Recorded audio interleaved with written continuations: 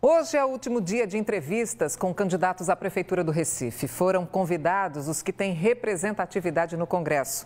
A ordem das entrevistas foi definida em sorteio. A convidada de hoje é Dani Portela, do PSOL. Ela é advogada, historiadora. Em 2020 foi eleita vereadora do Recife. Em 2022, eleita deputada estadual. É com ela que a gente vai conversar agora. Candidata, boa noite, bem-vinda.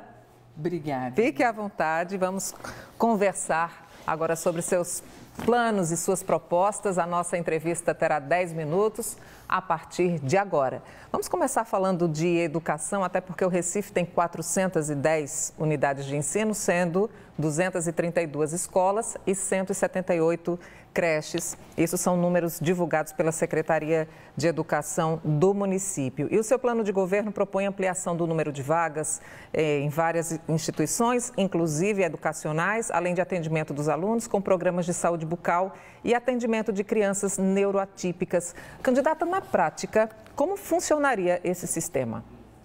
Olha, na prática, hoje, segundo o próprio Plano Municipal de Educação, Recife até 2025, no caso das vagas de creche, deveria ter 70% das crianças matriculadas em creche. Hoje, em 2024, você tem 29% apenas. O que é que isso significa?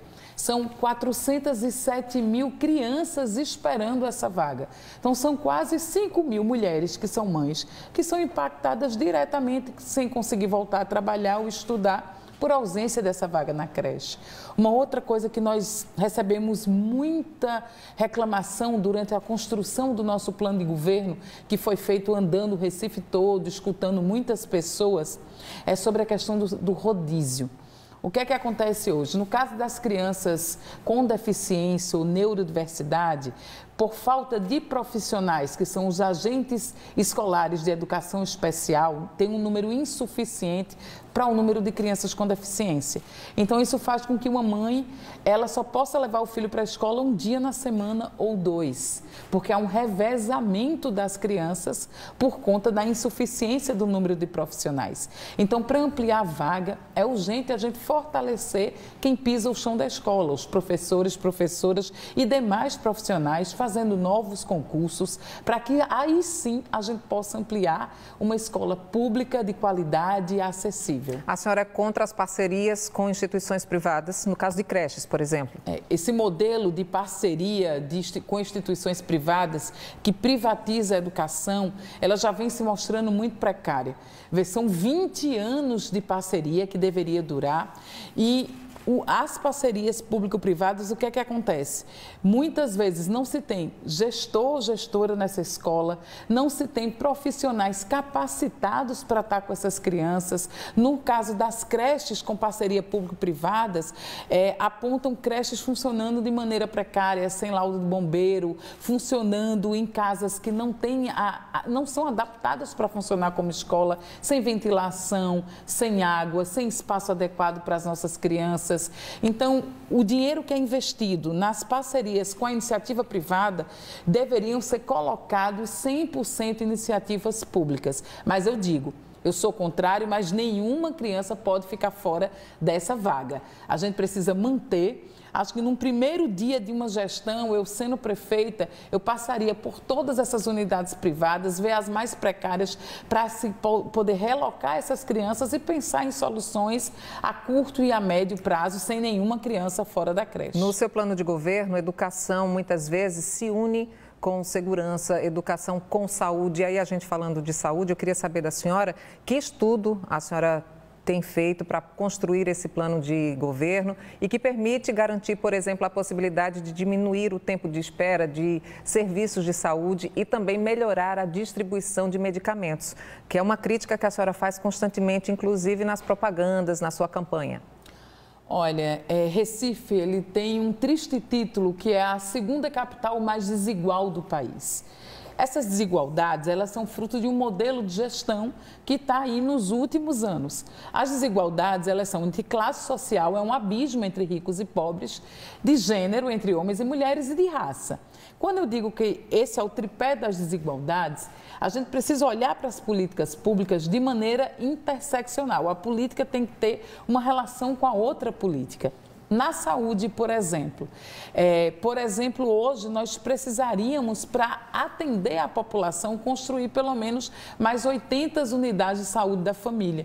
Existe um sistema hoje chamado USF+, que são unidades de saúde, né, que ampliaram o horário, são cerca de 50 unidades, que hoje atende das 7 da manhã às 19 horas. Mas qual é a crítica que tem chegado para a gente? Que tem acontecido o rodízio.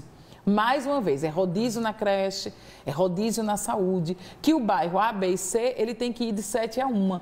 E o bairro D, E e F tem que ir das 13 às 19. Então, ampliou o horário, mas não ampliou o acesso. E você consegue, demora muito para conseguir essa consulta e quando consegue, uma média de 1 a 2 meses para sair um resultado de um simples exame de sangue, uma demora para conseguir acessar esse remédio. Caso seja eleita, como vai ficar esse sistema? Em quanto tempo a pessoa pode conseguir esse atendimento? E também a questão dos medicamentos, que é uma questão muito criticada pelo seu plano de governo, né? Pelas suas campanhas. Nós precisamos usar, inclusive, a inteligência, né? Então, temos a empresa, a Emprel, que é a empresa do município que trata com dados, tecnologia da informação.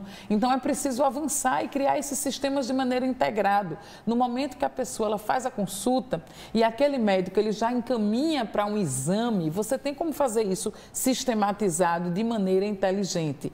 Você tem como criar um sistema que já leve aquela pessoa à farmácia, que diminua o tempo de espera para que a pessoa não tenha que escolher a hora para adoecer no município do Recife, que é uma realidade hoje. Uma outra coisa que é urgente para todas as políticas são as chamadas áreas descobertas. Recife, ele faz limite com vários municípios, Olinda, Jaboatão, Camaragibe. E nos limites entre os municípios, existem justamente essas áreas que o endereço diz que é de Recife, no outro diz que é de Olinda e fica um município jogando para o outro. Então, são pessoas que têm dificuldade de ter a matrícula na escola garantida por seus filhos, por conta de onde é aquele endereço. Tem dificuldade de acessar o posto de saúde.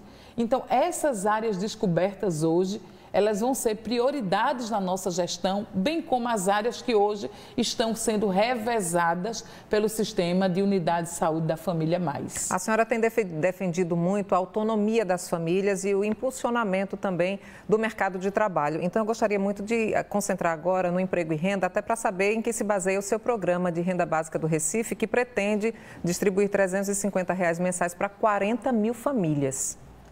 Esse programa é um programa construído com muitas mãos, junto com os movimentos sociais, que principalmente com a pandemia que aprofundou a desigualdade, sentiu a necessidade de criar um programa de renda mínima. É um debate muito antigo no nosso país, que complementaria as famílias que não estão acessando nenhum programa ainda.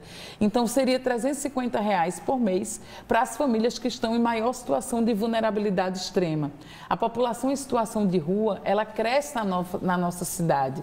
Então, a gente tem que ter uma prefeitura que não consiga conviver com famílias inteiras vivendo na rua. Candidata, de onde viria esse dinheiro e quem receberia esse benefício? Olha, esse dinheiro ele pode vir de um programa chamado Bom de Contas. Primeiro, esse programa ele prevê retirar dinheiro dos próprios contratos da prefeitura. Por exemplo, publicidade e propaganda, que hoje são gastos cerca de 70 milhões por ano. Sendo desses 70 milhões, 40 milhões com propaganda institucional da prefeitura e do próprio prefeito. O resto com propagandas educativas. Tem como tirar dinheiro daí, do contrato do lixo, que é um dos contratos mais caros do Nordeste. Tem como a gente auditar esses contratos, auditar a própria dívida do município e usar para investir em políticas sociais para reduzir essas desigualdades. E quem seria beneficiado por esse dinheiro? Seria beneficiado as famílias que estão dentro do Cade Único e que hoje, por exemplo, não recebem sequer o Bolsa Família. Existem várias famílias nessa situação na cidade do Recife, que são as famílias que estão em condições de vulnerabilidade extrema, nesse momento vivendo até insegurança alimentar. Bom, a gente está agora com 1 minuto e 15 segundos. Eu gostaria que a senhora falasse um pouco sobre a mobilidade. Consegue em 10 segundos? É o desafio, a mobilidade é um desafio no Recife. Nós temos o segundo pior trânsito do país, né? E para enfrentar isso, nós precisamos investir em transporte público. E para isso a gente tem um programa que vai ser a tarifa zero. Bom, a senhora tem 50 segundos para suas considerações finais, levando em consideração que todo o programa de governo a senhora pode disponibilizar tanto pelo TSE, TRE e redes sociais. Então, eu peço a você que está em casa para seguir as nossas redes sociais, é Dani Portela Pessoal. Lá você vai ter acesso a todo esse programa que foi construído com muitas mãos. Por isso a gente tem falado dessa construção coletiva e da retomada do orçamento participativo, de uma gestão que seja de fato democrática, que ouça as pessoas para que elas sentem na cadeira da prefeita, para que possam decidir junto qual a prioridade para o lugar onde você mora, já que você conhece melhor do que ninguém essa realidade. Te convido a conhecer um pouco mais. Eu sempre sou conhecida como a mulher da flor, né? E que essa flor seja um símbolo de esperança e de mudança, não só para uma eleição, mas para o projeto de cidade que seja mais justa e mais igualitária para todas as pessoas. Candidata, a gente agradece demais a sua participação aqui no Jornal Guararapes, viu? Obrigada, boa noite para a senhora. Boa noite.